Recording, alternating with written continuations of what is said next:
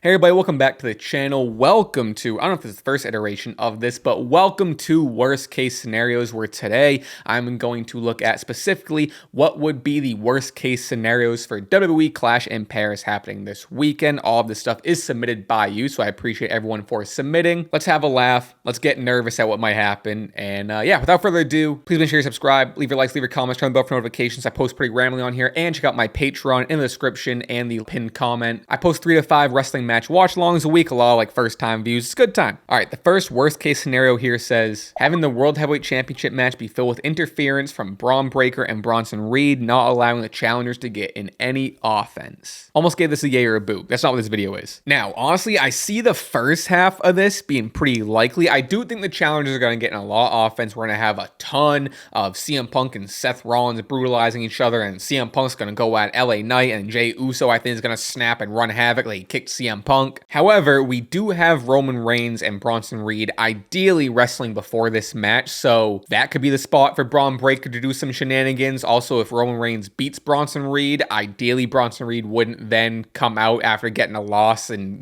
beaten down and beat up. Hopefully he wouldn't come out because that, I would want to sell. I want people to sell. But, and this is also maybe another thing we're going to talk about later, is we don't know what's main eventing yet. Could be the World Heavyweight Championship match. Ideally it should. Again, we're talking about later. Could be John Cena and Logan Paul, which I think is honestly just as, if not maybe slightly more likely. So honestly, I could see this match going on first, and then in that case, that leaves the door wide open for some Bronson Reed and Braun Breaker implications. If anything, we'll get a Braun Breaker. Maybe if Braun Breaker interferes with Roman and Bronson Reed and gets beaten down by Roman, maybe that takes them both out, and that's kind of like the story being built up where that's like, oh my god, I don't have my guys because they all got beat up. But then maybe do we get a 4th member, a 5th member? Whoa, I don't know. Another worst case scenario would be Roman kind of squashing Bronson Reed and taking his shoes back. I get you gotta make the top guy look strong, but Bronson felt like an outsider in his own group until he started the tribal thief gimmick, in my opinion. Make Roman win and all, but Bronson has to look strong too. Yeah, we were kind of talking about this on the pod too, and I think Jimmy has Bronson Reed winning, and on paper, I agree. Bronson Reed should win. It would be huge for Bronson Reed. This is the biggest match of his WWE career, his biggest match, or most important match, I should say, to win. If he wins this match, it's gonna do a lot more for Bronson Reed than it is Roman Reigns. However,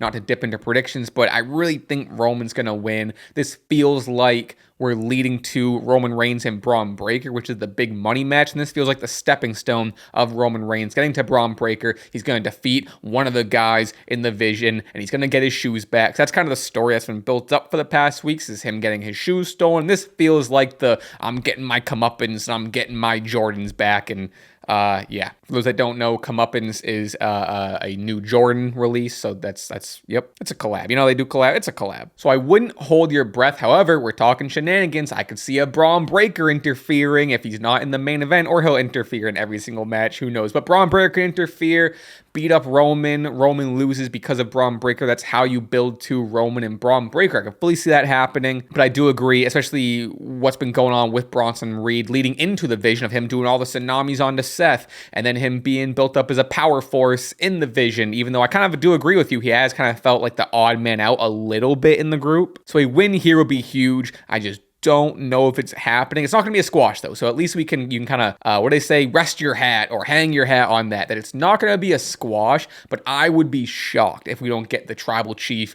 beating the tribal thief and getting the Shula Fala. If Roman Reigns at the end of that match isn't wearing the Shula Fala, I would be shocked. All right, speaking of squash match, this next worst case scenario is Sheamus and Rusev match being a squash match. Let's see a nasty, unpredictable, gnarly street fight between two heavyweights. I think it would be a fun touch to have them wrestle in normal/street clothes. Ooh, yeah, okay. Again, another one where I don't think we need to hold our breath. It's not going to be a squash match. It's not a best of 7, obviously, but this feels like the culmination of their feud, right? I'm pretty sure it's been fairly split, and I hope this is their best match. I'm expecting it to be their best match, and I think they're going to beat the piss out of each other. So yes, I think it would be a worst case scenario, but I don't think we have to worry. I think we're in for a fun, good old Donnybrook match. And yeah, have them both dressed the part. Have Sheamus in like suspenders or some sort of overalls. Have Rusev in some jeans, huh? I don't know if I've ever seen a picture of Rusev in jeans. I wonder if that even exists. I don't know. All right, next one. Jey Uso winning would probably be the worst case scenario, since we've already seen it, and I don't think I could put myself through that again. Okay, I'm not fully on board with like the Jey Uso Uso hate and like to put myself through it again. I'm a Jey Uso defender. I think Jey Uso holds his own. However, I do think he is the worst option of the four. And with that said, I do think it would be kind of silly and kind of fun. Like, what? It'll be shocking, and I'm always down for a shocking moment. Whoa, Jey just won? No way, that's crazy. I do think Seth is gonna retain, but this wouldn't be the end of the world to me. But like, I am, as much as I'm not a Jey Uso hater or like, you know, oh man, Jey Uso,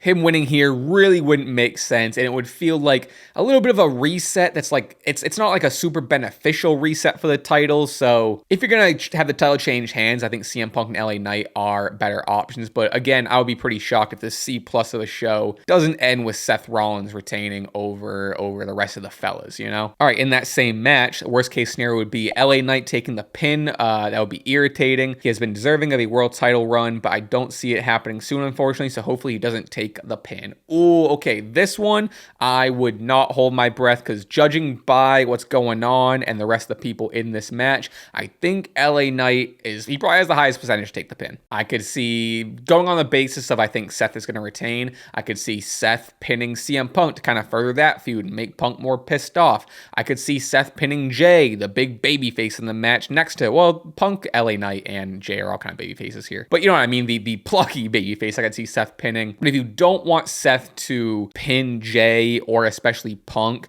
there might be a reason why, and this is no disrespect. I think LA Knight is great. I'm not a super fan of like his character necessarily, but you know, LA Knight's cool. He can go in the ring. But I think if there's anyone to pin, and you could even say maybe it's the reason he's in this match. Oh, don't come for me. It's maybe to eat the pin. I don't think it's the worst thing in the world, but I'm almost expecting him to eat the pin, to be honest with you. I don't think that's the craziest thing in the world. And then he eats the pin, and CM Punk is pissed that he didn't come out, because I think we're leading to a CM Punk LA Knight feud and taking a break on Punk, Seth, and the world title, which I think will be good, because when you can revisit it, it'll be refreshing come, I don't know, Mania, I guess? All right, the worst case scenario would be no Jack Swagger return. The hottest free agent on the market. He brings controversy wherever he goes. He's talking shit about Tony Khan and blah blah blah. I saw a tweet that was gonna be, I can't wait until it's Chris Jericho and Jack Swagger winning the world titles at WrestleMania. That's gonna be aura. Yeah, that's wacky. I've been trying not to pay too much attention to the Jack Swagger. I should stop putting this in my mouth. I'm trying not to pay too much attention to the Jack Swagger stuff going on. It's just him being like, AEW's not the same, and then Cody Rhodes left, and now it's mayhem, and Tony Khan's a baby. It's all nonsense, man. All right, this one says worst case scenario already happened. John Cena isn't facing AJ in front of the raucous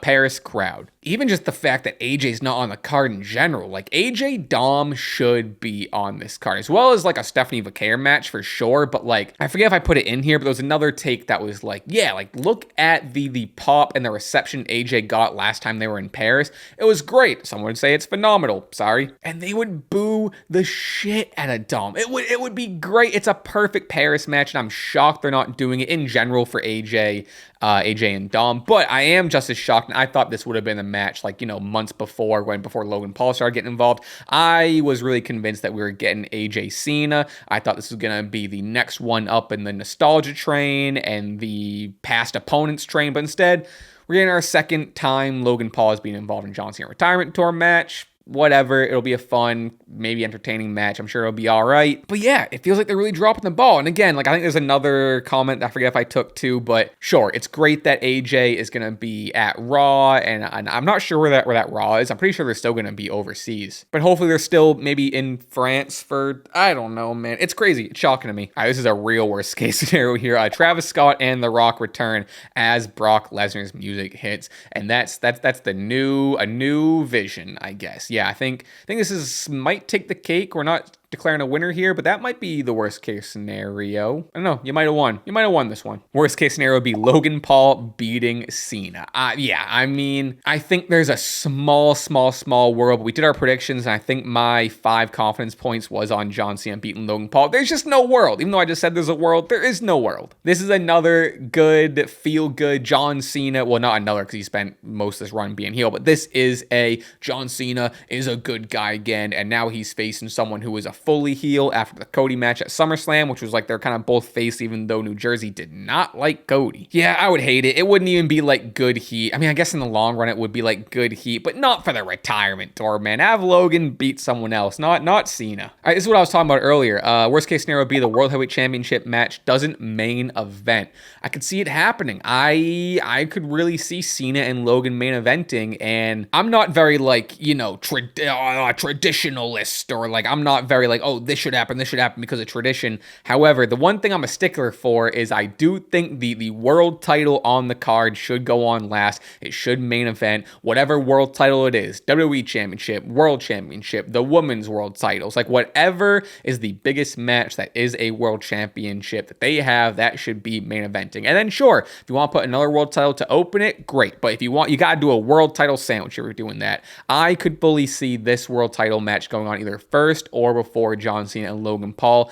And I wouldn't love, I mean, sure, Cena Logan is the biggest match on this card, and it's because John Cena's name is attached to it, and Logan. You gotta give credit where credit's due. Logan's a big name. But I could see closing out Paris with a good, feel-good John Cena win, especially if you're gonna have Seth Rollins retain a heel, not kind of a heel, a heel.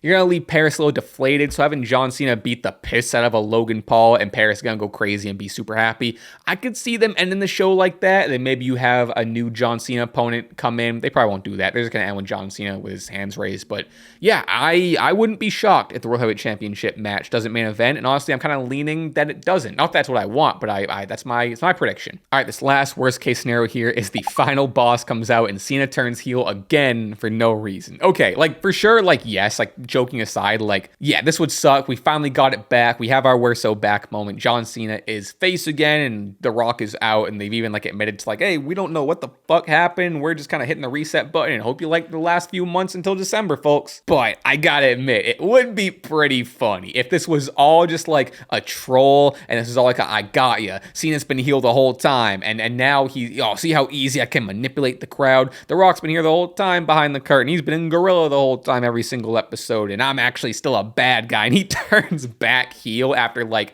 what's been, I don't know, a month, less than a month, whatever, of him turning back face and I'm being so happy about it. It won't happen. I don't even think at this point WWE has the balls to do it. Is that a dare? Maybe. But I gotta admit, I'd kind of, in a weird way, the more I'm talking about it, I'd kind of love it because of how silly and stupid it would be. And I love just like buckling up and hitching myself on the ride on the crazy train. Shout out Ozzy Osbourne, RIP. But I don't think we have to worry. I don't see this happening, but I'd kind of love it. I'd kind of love it because it would be so funny. And I'm all, if not anything, I'm always joke and comedy first. So that's that. All right, folks, I think that does it. Those are some of the worst case scenarios for Clash in Paris. Let me know if you want to see this type of video for future PLEs and events. It's kind of fun. It's kind of fun seeing like this is the craziest, worst thing happening. Like this isn't supposed to be too serious. This is supposed to be just like, that would be crazy and whatever. All right, please make sure to subscribe, leave your likes, leave your comments, turn the bell for notifications, and again, check out my Patreon for 3 to 5 weekly match watch-alongs, and bye.